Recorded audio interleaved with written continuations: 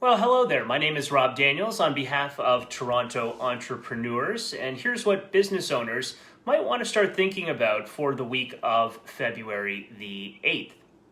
Scotiabank has announced that it is ready to accept applications for the new highly affected sectors credit availability program, developed in connection with Development Bank of Canada, and Canadian businesses whose revenues have been deeply impacted by the pandemic can now apply for HASCAP, which is the highly affected sectors credit availability program, which provides low-interest loans of up to $1 million for up to 10 years, helping qualifying businesses finance day-to-day business operating costs.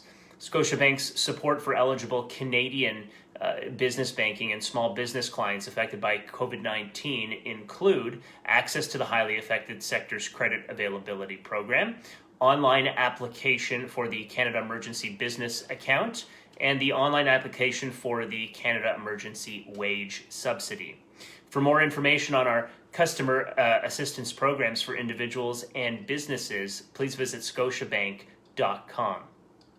Now, here's where Canadian economists expect to see new jobs in 2021.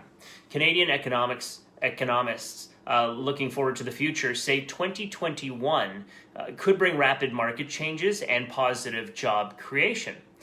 But potential growth may hinge on a successful vaccine rollout and a wider feeling that the pandemic is coming to an end. According to Moshe Lander, who is an economics professor at Concordia University in Montreal, the quote is churn and burn, and is to be expected a rapid flow of old jobs lost and new jobs being created. In other words, the overall unemployment rate may not change dramatically, but Canadians will be on the move from one opportunity to the next. Here are other predictions. Boost in auto jobs as people move out of the city and buy vehicles to get around. There's also growth in logistics as companies strategize new ways of doing business, and increased demand for mental and physical health services could also translate into new jobs. Here's what employees are looking for from their employers. Workers want more assistance with saving for retirement and balancing work-life issues. Nearly half of the some 5,000 employees surveyed, 43% say they would like their employers to help with work-life balance issues. 52% indicated that more generous paid time off, vacation, and sick leave at the expense of other benefits would best meet those needs. Now, 44% sought greater flexibility in how often they work, 40% wanted flexibility in where they work, and 53% identified saving for retirement as the area in which they would most like help from their employers. Moving along to the economy lost 213,000 jobs in January, bringing employment to its lowest level since August. Declines in part-time employment mostly occurred among youths between the ages of 15 to 24, so that translates to minus 10.2%, and women in the core working age of 25 to 54, which is minus 10.4%. Employment declined last month in 3 services-producing industries, again, due to the continuing public health restrictions, with accommodation and food services at minus 8.2%, retail trade at minus 7.4%, and culture and recreation at minus 2.4%.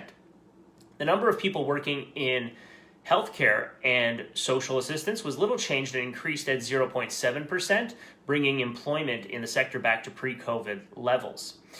A number of industries with a high proportion of full-time work, like professional, scientific, technical services, finance, insurance, real estate, rental, and leasing, have recovered to pre-COVID levels in recent months and were unchanged in the month of January.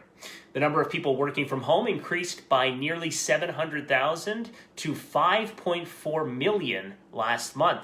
The unemployment rate rose to 9.4%, the highest rate since August 2020.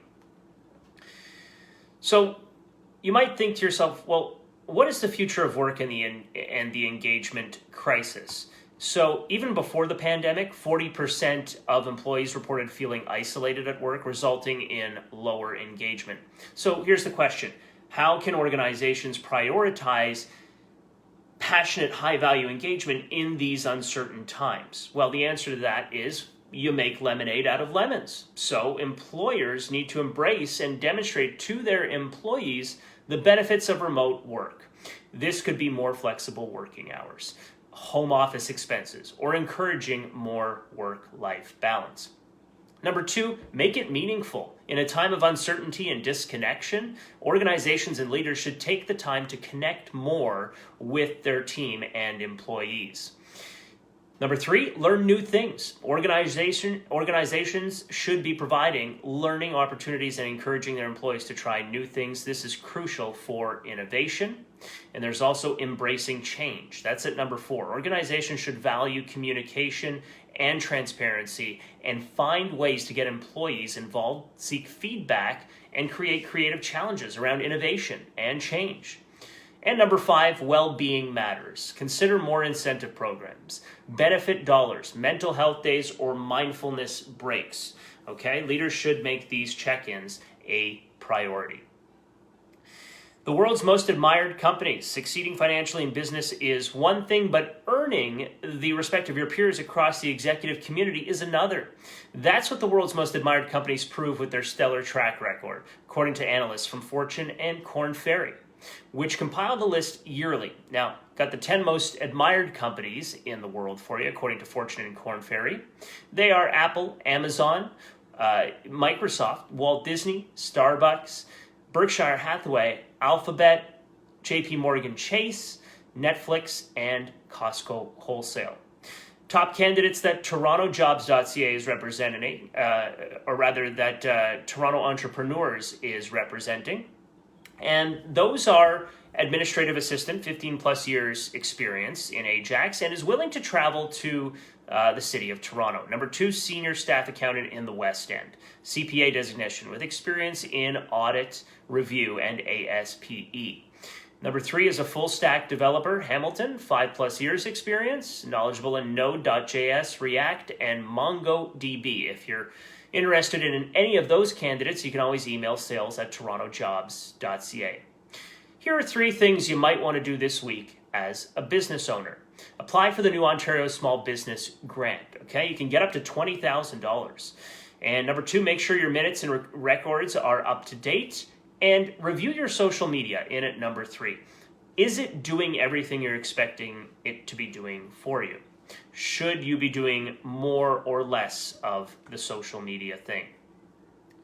Upcoming virtual events that are presented by TorontoJobs.ca. We have the Canadian Virtual CFO Conference, Tuesday, February 9th. So that's tomorrow between 2 and 4 p.m. Canadian Virtual Sell Your Business Conference, Thursday, February the 18th, 2 to 4 p.m. And the Canadian Virtual President's Conference, Thursday, February 25th.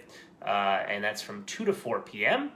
And then we have, of course, you can always visit TorontoJobs.ca/news for more information on our virtual events. You can check out our new events website at eventlogic.ca. That's logic with a K. Sponsorship and exhibitor options are also available.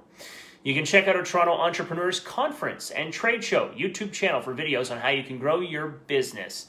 And you can always visit our website at your convenience, TorontoEntrepreneurs.ca, for details about upcoming events. And perhaps you are looking to hire staff. Well, we can connect you with our sister division, TorontoJobs.ca. Email sales@TorontoJobs.ca if you're in need of any staffing assistance.